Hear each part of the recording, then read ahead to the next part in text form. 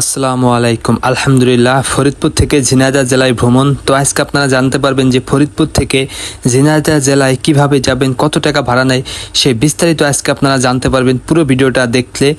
আর কোথা থেকে কে দেখতেছেন ভিডিওটি অবশ্যই জানাবেন। তো ফরিদপুর থেকে আপনারা যখন যাবেন তখন ফরিদপুর ভাঙ্গা রাস্তা মোড় পুরাতন স্থান এখানে আসতে হবে। তো এখানে পালকি গাড়ি যায়, পালকি গাড়ি যাওয়ার আগে আরেকটা গাড়ি যায়। তো সকালবেলা 6:20-এ একটা গাড়ি যাবে, সকাল 6:20। আর একটা গাড়ি যাবে সকাল 6:50-এ। আমি যে গাড়িতে গেছিলাম এটা হচ্ছে পালকি পরিবহন, তো চেয়ার কোর্স, তো এটাই গেছিলাম 6:50-এ। তো ফরিদপুর ভাঙ্গা রাস্তা মোড়, এই পুরাতন স্থান থেকে আর ভাঙ্গা রাস্তা মোড় একই জায়গায়, হালকা একটু দূরত্ব। এই যে হচ্ছে ভাঙ্গা রাস্তা মোড়। তো এখান থেকে আপনারা যাইতে পারবেন ঝিনাইদহ, মাগুরা জেলা হয়ে যাবে, মাগুরা জেলার উপর দিয়ে যাবে। তো বিস্তারিত আপনাদের বলতেছি। এই যে হচ্ছে পালকি পরিবহন, 6:50-এ যাবে, ভাড়া নিয়েছে 180 টাকা। তো অনেকে জানতে চান কত টাকা ভাড়া নেয়, কেমন সময় লাগে।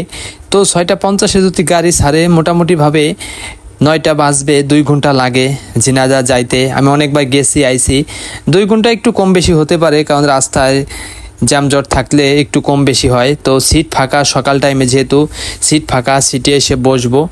আর এই বাসে যাইতে যাইতে গাড়ি ভরে যায়, কিছু আছে যাত্রী আছে, তারা স্থায়ীভাবে যায়, প্রতিদিন যায়। তো গাড়ি ছেড়ে দিয়েছে, আর গাড়িতে আমি আগে পরে গেছি। আর পাশে গাড়ি রয়েছে গোল্ডেন লাইন, আরও অনেক গাড়ি রয়েছে, ঢাকা যায়, যাত্রাবাড়ি যায়।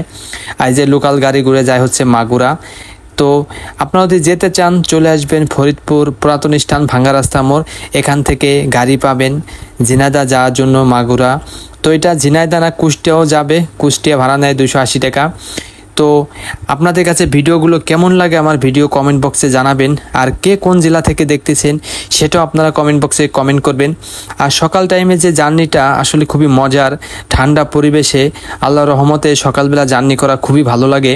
আপনারা কে কখন জার্নি করা ভালো লাগে জানাবেন। তো একটা বিষয়, খুবই মেঘ ছিল, সকালবেলা মেঘলা ছিল, বৃষ্টি নামছে, কিছুক্ষণ পরে বৃষ্টি শুরু হয়ে গেছে। আসলে বৃষ্টির ভিতর জার্নি করা অনেক ভালো লাগে, ঠান্ডা পরে তো বৃষ্টি, প্রচণ্ড পরিমাণ বৃষ্টি নামছিল। তো যাওয়ার সময় তো দেখতেছেন পথঘাট সব ভিজে গেছে বৃষ্টিতে। তো প্রচণ্ড পরিমাণ বৃষ্টি। এই যে হচ্ছে মাগুরা জেলা বাস স্ট্যান্ড। তো এখানে আসার পরে বৃষ্টি আরও জোরে গতিতে নামা শুরু হয়েছে, তো অনেক বৃষ্টি নামতেছে।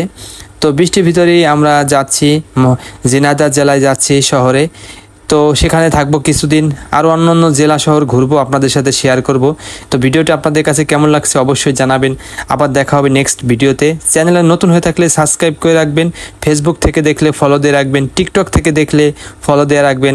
আবার দেখা হবে নেক্সট ভিডিও।